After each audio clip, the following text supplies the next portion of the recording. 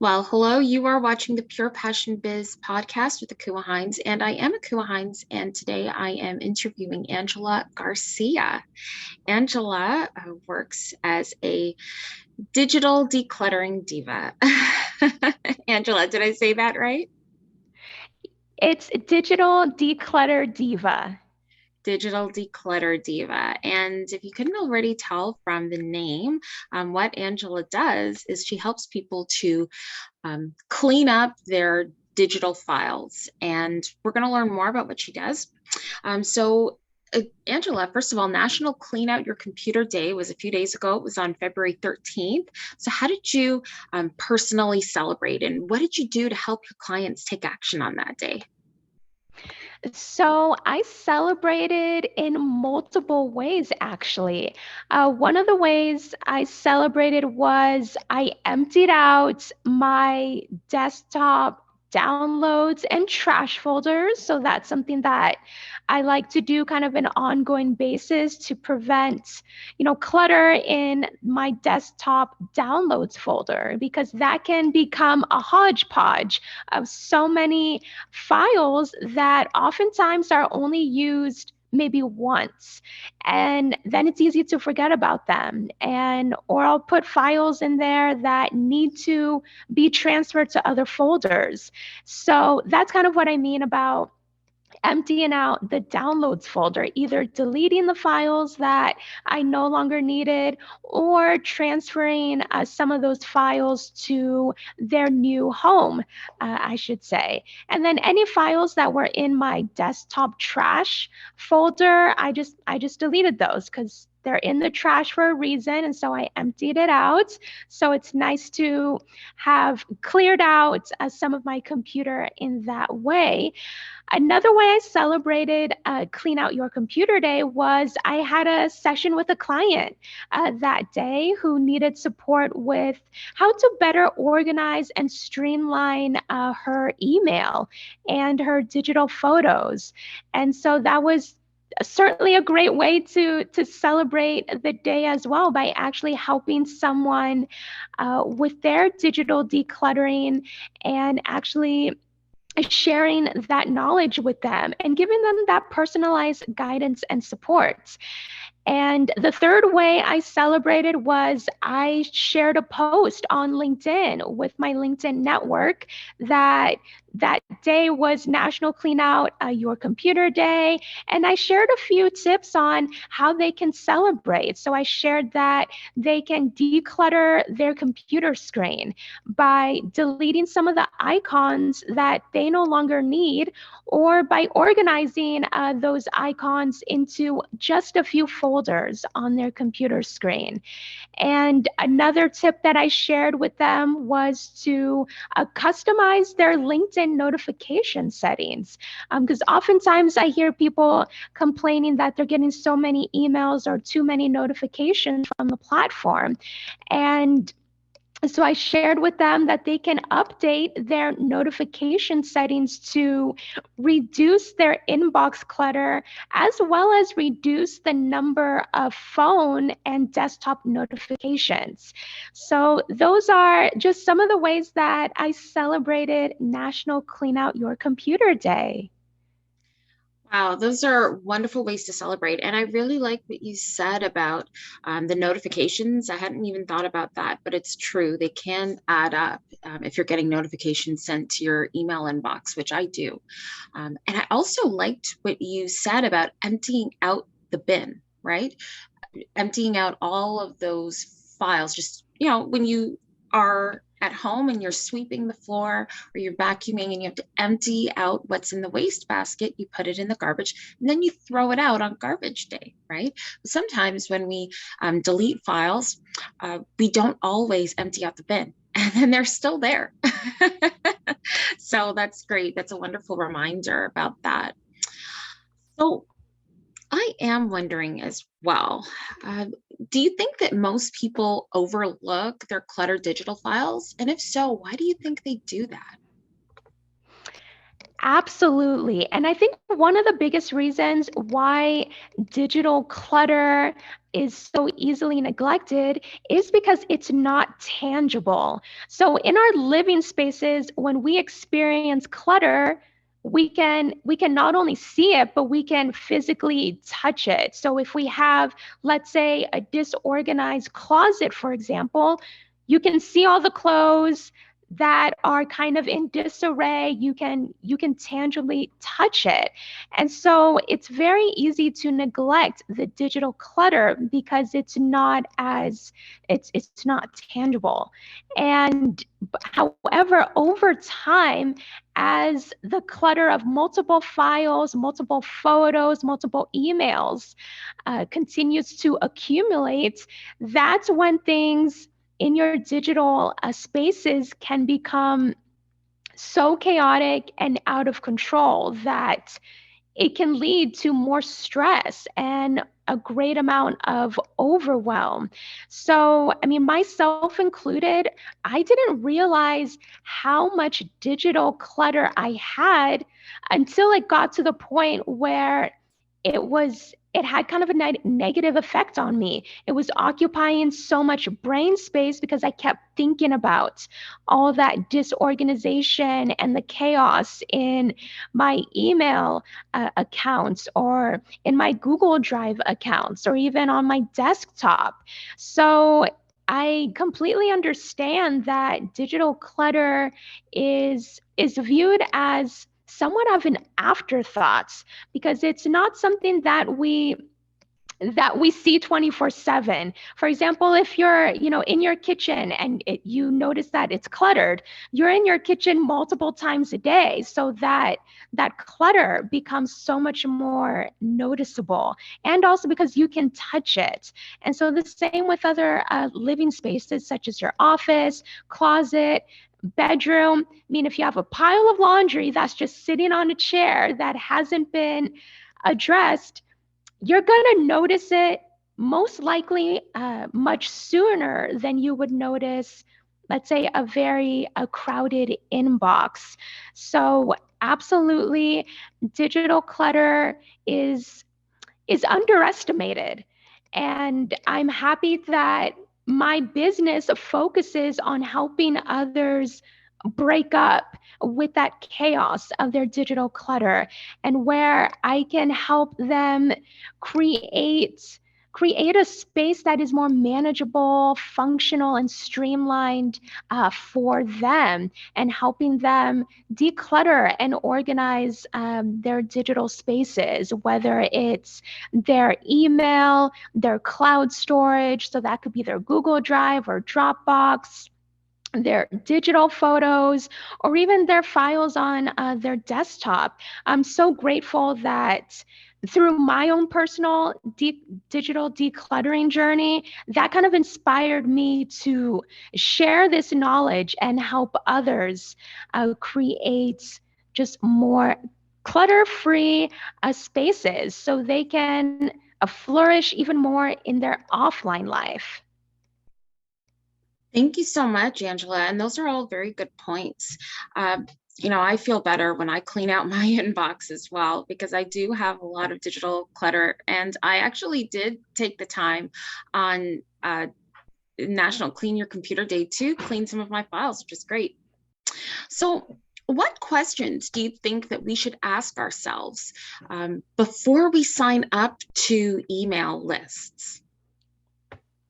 This is a wonderful question because so many people, myself included, sign up for so many email lists that years later we forget that we even signed up for those lists in the first place. So I actually, multiple times a year, I go through my various subscriptions and make a quick decision of whether or not I want to continue to receive messages from the various email lists, because that is also one of the main components of digital clutter in the inbox, is all these messages from miscellaneous email lists, oftentimes that don't get opened.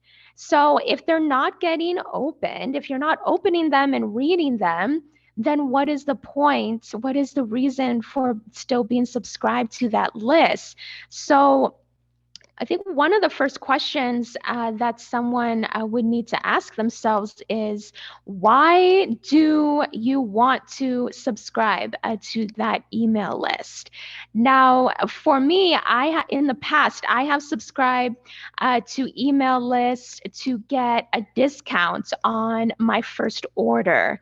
And so oftentimes a lot of these companies, they say, sign up for our list and you'll get 10%, 20% off your first order. And so I'll sign up so that, I can get the discount off of my first order.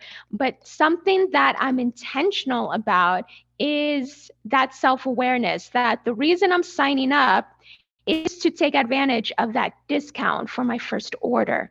So once I actually do and complete my first order, then I put a reminder to myself, unsubscribe, because you just signed up to get that discount. So you already put in your order, unsubscribe, because you don't need those messages anymore. You already got what you wanted out of that. So that would be the first question I recommend someone asking myself. Another question to keep in mind is, how often are you going to be able to open and read those messages from that email list?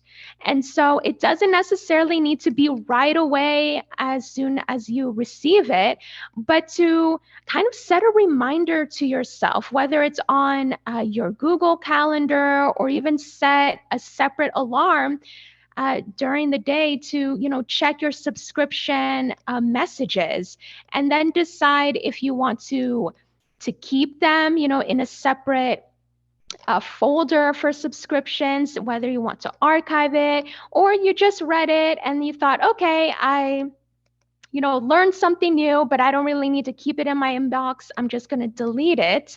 It's important to be honest with yourself and know how much time you're actually going to be able to dedicate to opening and reading these various messages from the email list. Because if you're just going to be receiving them and they're just going to remain unopened in your inbox, then it's really not worth it to keep receiving them if you know that you're not going to read them. And another thing to keep in mind is that if you don't open these messages, another thing to keep in mind is that the person who is sending those subscription emails, it reflects in their analytics, in their open rates. And so if you know you're just going to not open them, then it's better for you and for the person who is sending those subscription emails for you to just unsubscribe, so that they can get a more accurate data and statistics for their email marketing. And that's something that a lot of people don't think about. But as someone who is in business, someone who is learning a little bit more about email marketing, or even just reading other people's content and knowing that there are analytics and data that's associated with these email lists, that makes me feel a little better when I do unsubscribe from these lists, because I know that I don't want to, affect their analytics. I don't want to be, I wouldn't say I wouldn't be the only cause for their open rates, but that's an extra step that I would think about. If I know I'm not going to be opening them, then it's better for me and for the other person to just unsubscribe, so that they can get a more accurate analytics for their email marketing. Those are wonderful tips. I really like what you said, especially about setting a reminder to unsubscribe. And the truth is that I think that some people don't unsubscribe because they're afraid of missing out on the next deal that might come in the next email. because I know that I'm subscribed to a few different retail companies, and several times a year they do send me a coupon code or a discount code on my next purchase, and I enjoy receiving those, but they do tend to fill up my inbox. So I always have to go back throughout the year and just make sure I'm clearing out all that clutter. And I think asking those questions, like you said, asking those questions of oneself about whether or not this is a service that you really want to be doing repeat business with a lot is a good thing to do. I mean, maybe it is, and then you stay on their list. But if it's just a business that you know you're not going to be using a lot of their services at, then it's good to reduce the amount of communications that you get from them until you need them again. So, what is the maximum number of folders that someone should keep on their computer? What do you advise? This is a hugely common question that I get. And my answer is it varies. There's no specific number of maximum of folders that one should keep on their computer screen, in their desktop, in their email, or even in their cloud storage. For the computer screen, however, I would recommend keeping maybe just one vertical row of folders, because the computer screen is one of the digital spaces that becomes the most cluttered, because it ends up being kind of a catch-all for so many different kinds of documents. And so you have all these icons for folders, for photos, I mean, for videos and any kind of file. And if it's something that you just keep looking at multiple times, and for me, it would be it would cause me more anxiety to keep looking at a screen that's just covered in icons. So for the computer screen, I would recommend, I mean, truthfully, 0 folders on the computer screen. But if someone has that preference of keeping a few folders on their computer screen, then I would recommend one vertical row of folders. And then the rest is just that beautiful background that they have, that they can admire every time they look at their screen. And the same with, the email, the cloud storage, and even, in their desktop folders that are not on the computer screen. There's not a rule per se about how many folders, is ideal. It's really dependent on the individual and what their workflow is, what their work entails, and just how their brain processes information. There is such a thing as having too many folders, because that could become very, very overwhelming. But everyone has kind of their own limit when it comes to the number of folders that they are able to manage before it gets to the point where it becomes too frustrating and too stressful. So my answer would be it varies, but for the computer screen, I would keep a minimum number of folders or no folders on the computer screen. Oh, very good advice. I mean, I have to say, I just thinking about that advice about when you said no folders, I just cannot imagine my computers having no folders. I guess I've just gotten so used to having folders that I really need to train myself to be aware that folders can clutter up the desktop screen, and that maybe, less is more, and just find a way to organize my folders in such a fashion that they don't create an opportunity to just store stuff that I don't need. All right. And thank you, Angela. And so lastly, I would like to know, what are the best cleaning tools to use on the exteriors of our digital devices, such as our cell phones, our computers, and our tablets? How do you recommend cleaning those, and how often? So I would recommend cleaning the exteriors of your devices, I would say every 3 to 4 months, and using a soft microfiber cloth is very helpful to remove the dust, any smudges and fingerprints that get on the screen, especially. I mean, something as simple as a microfiber cloth goes a long way. I have read about other people using a Clorox wipes or other kinds of disinfectant wipes.